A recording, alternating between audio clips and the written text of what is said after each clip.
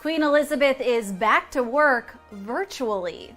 And a source tells ET she's Zooming with family members. Everything at the palace is business as usual, ticking along, and far from alarm bells clanging. There really is no real concern about the Queen's health. The courtiers I've spoken to have used the word cautious more than any sense of alarm. So I think we should be focusing on that rather than any sensationalist and false reports that people may be reading and hearing about online. On Tuesday, the 95-year-old monarch was seen for the first time since false rumors of her death last month, following a positive COVID-19 test. There has been concern over the Queen's health since the palace confirmed that she has been diagnosed with COVID.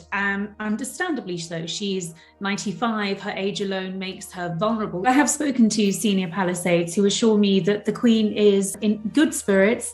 She's suffering cold-like symptoms, and that is why she chose to cancel a recent virtual audience.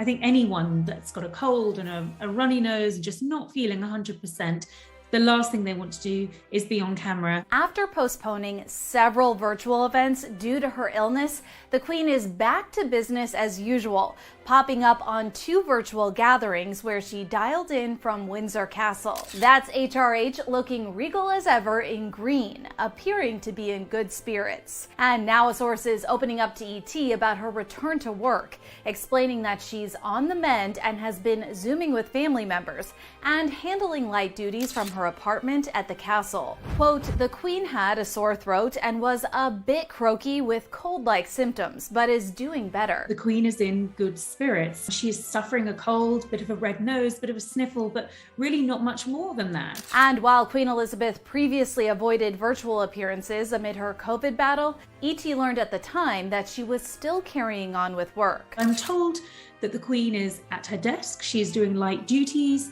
she's reading her government papers, she's got her red boxes being delivered to her daily. So I take that as an indication that she is not quite feeling up to being on camera, understandably so, but absolutely up to doing light duties and some desk-based work. So I think that's all very encouraging. Last week, a source confirmed to ET that the royal had her weekly call with United Kingdom Prime Minister Boris Johnson. Normally, the conversation would have been held in person, but due to the Queen's positive COVID test, the two spoke over the phone.